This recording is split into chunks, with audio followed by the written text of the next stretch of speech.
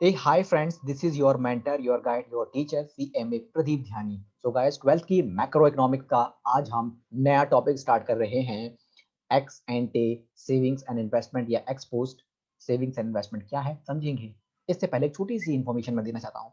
12th की 100 mark की macro economics में पूरी कवर करा रहा हूँ। जिन्होंने भी पुराने लेक्चर नहीं देखे वो देख ले। और बाकी मैं क्या कर रहा हूँ, टॉपिक वाइज वीडियोस डालता जा रहा हूँ। किसी भी सब्जेक्ट में कोई डाउट है तो आप मुझसे पूछ सकते हो, मैं आपकी हेल्प करूंगा। Okay guys.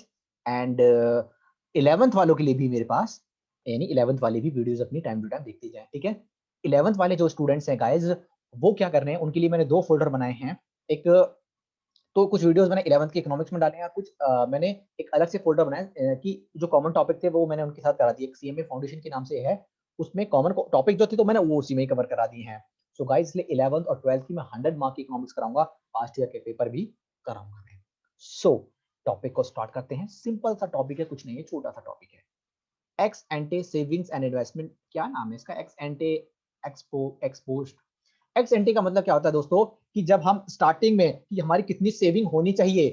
एक्स एंटी का मतलब है प्लान्ड, यानी प्लानिंग। अगर जब हम स्टार्टिंग में ही ये प्लानिंग कर लेते हैं कि हमें कितनी सेविंग करनी है या हमें कितनी इन्वेस्टमेंट करनी है पूरे साल के दौरान, तो उसको हम बोलते हैं एक्स एंटे। और जब हम साल खत्म हो जाता है और जब हम एक्चुअल का डेटा देखते हैं तो उसको हम बोलते हैं एक्स पोस्ट, यानी actual saving and investment. Okay मित्रों, समझ में आया होगा आपको। पढ़ते हैं।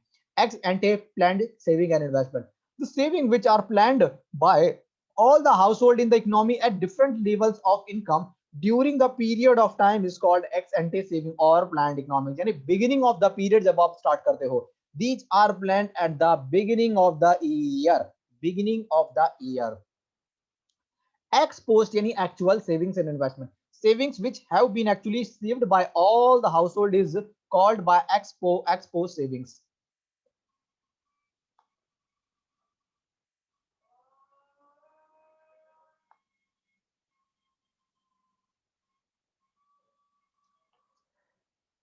Exposed savings and investment, savings which have been actually saved by all the household is called export savings। Simple सा एक्सपोस्ट का मतलब जब आप साल के अंत में आपने जितनी भी आप एक्चुअली डेटा आपके पास आ जाता है साल के अंत में, जब आप साल की एंड में चेक करते हो कि कितनी आपकी एक्चुअली में सेविंग्स हुई है और कितनी आपकी एक्चुअली में इन्वेस्टमेंट हुई है, तो उसको बोलते हैं हम expose savings and investment. Okay guys,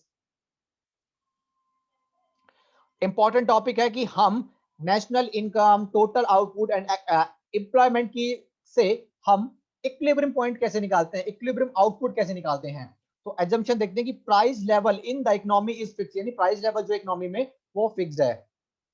theory is applicable only under short run, ये जो थ्योरी है ना वो केवल शॉर्ट रन के पीरियड में एप्लीकेबल होगी। No foreign trade is applicable, no foreign trade is applicable, no foreign trade is applicable. There is no government, there is no government, there is no government. Okay, आइए हम एक data देखते हैं। ये बोल रहे हैं इक्विलिब्रियम लेवल होगा जहां पर हमारा एग्रीगेट डिमांड और एग्रीगेट सप्लाई बराबर होगी। आइए हम एक जो हमारा टेबुलर फॉर्म है उसको हम देखते हैं। इनकम पहले आपकी जीरो थी स्टार्टिंग में, आपने जब बिजनेस किया, फिर आपकी 100 हुई, फिर 200 हुई, फिर 300, फिर 400, फिर 500, फिर 600, हमने एक डेटा लिया है हमने। और कंजम्पशन, आपकी इनकम थी या नहीं थी, आप तो खाएंगे फिर भी आप तो यूज करेंगे करेंगे 60 और 70 से, मतलब एक बराबर लेवल पर बढ़ रहा है। 60 से 130, फिर 200, फिर 270, 340, 410, 480, यानी 70 70 प्लस प्लस हो रहा है, प्लस 70 हो रहा है हर जगह। सेविंग्स क्या होता है आपको पता है, इनकम माइनस कंजम्पशन। तो 0 माइनस 60 माइनस का 60, 100 माइनस 130 माइनस का 30, 200 minus 200 0, 300 minus 270 30, 400 minus 340 60, 500 minus 410 90, 600 minus 480 120। Investment, investment हमने पढ़ा है स्टार्टिंग से, इन्वेस्टमेंट जो होती है वो कांस्टेंट होती है, तो 60 ले लिया हमने, तो हर बार कांस्टेंट 60 60 60 60 60 रही। एग्रीगेट डिमांड सी प्लस आई, यानी ये सी और ये आई को आपने जोड़ दिया तो आपको ये एग्रीमेंट मिली, एग्रीगेट डिमांड मिल गई 120 190 240 260 330 400 470 और 540। A S aggregate supply C plus S, तो 0 100 200 300 400 500 600। एग्रीगेट डिमांड देख रहे हैं आप यहाँ पर 400 और यहाँ पर एग्रीगेट सप्लाई 400। हमने बोला था एक्विलिब्रियम लेवल होगा जहां पर हमारी एग्रीगेट डिमांड और एग्रीगेट सप्लाई आपस में बराबर होगी, वो मेरा लेवल इक्विलिब्रियम लेवल कहलाता है। इसी को हम डायग्राम से देखते हैं। ये हमने कर दिया। अब देखना हमारी, ये हो गया हमारा एग्रीगेट सप्लाई का डायग्राम। ये जो हमारा जा रहा है ना, ये वाला हमारा एग्रीगेट सप्लाई, और यहाँ से हमारा एग्रीगेट डिमांड। ओके, और जहां पर ये आपस में काटेंगे ये हमारा होगा इक्विलिब्रियम लेवल। ये वाला हमारा एरिया इक्विलिब्रियम लेवल कहलाया जाएगा। ओके गाइस, ये वाला जो एरिया होता है ना, इसमें हमारा जो होता है एग्रीगेट जो डिमांड होती है वो कम होती है एग्रीगेट सप्लाई से, इस वाले पोर्शन में। और इस वाले पोर्शन में हमारी एग्रीगेट डिमांड जो थी ज्यादा होती है ना। आप एग्रीगेट सप्लाई जो है वो तो जीरो है आपकी, लेकिन एग्रीगेट डिमांड यहाँ पर देखो कितनी है। ठीक है, तो इसलिए इस वाले एरिया में एग्रीगेट डिमांड जो होती है वो ज्यादा होती है एग्रीगेट सप्लाई से, और इस वाले में एग्रीगेट डिमांड जो होती है वो कम होती है। ठीक है ना, आप देखो ना सप्लाई यहाँ देखो यहाँ पर है ना, किस लेवल पर ज्यादा है और ये कम लेवल पर है। तो ये होता है दोस्तों। बस आज के टॉपिक में यही था। एक बार रिवाइज करते हैं हमने क्या पढ़ा। X ante savings and investment. जब हम एक्स एंटे मतलब स्टार्टिंग में, बिगिनिंग में, जब आप बिगिनिंग में ये सोच लेते हो कि आपको साल में, पूरे साल में कितना सेविंग्स करना है, पूरे साल में आपको कितनी इन्वेस्टमेंट करनी है, तो वो एक्स एंटे होता है। जब आप पूरे साल भर में सेविंग्स इन्वेस्टमेंट आपने कर ली, जब साल का अंत हो जाता है, जब आप एक्चुअली डेटा आपके पास आ जाता है, जब आप एक्चुअली डेटा देखते हो कि आपने कितनी सेविंग्स करी है एक्चुअली में, कितनी आपने इन्वेस्टमेंट करी है इसमें ईयर में, तो वो आपका एक्स पोस्ट एंटे यानी एक्स पोस्ट कहलाता है।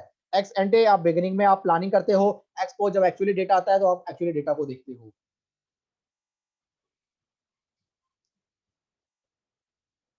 इक्विलिब्रियम लेवल, इस केस में क्या होता है, जहां पर हमारी एग्रीगेट डिमांड आपस में होती है एग्रीगेट सप्लाई की, वो मेरा इक्विलिब्रियम लेवल कहलाता है। मान लीजिए मैंने बताया था ना आपको, यहाँ पर मेरा 400 का लेवल था, ये एग्रीगेट डिमांड भी 400, एग्रीगेट सप्लाई भी 400, तो ये लेवल मेरा इक्विलिब्रियम लेवल कहलाया जाएगा। यहाँ पर एग्रीगेट डिमांड और एग्रीगेट सप्लाई आपस में बराबर होती है। ये मैंने डायग्राम बनाया, एग्रीगेट डिमांड सप्लाई यहाँ पर आ जाएगी वाई एक्सिस पर, और मेरा एक्स एक्सिस पे आउटपुट या इनकम आ गया।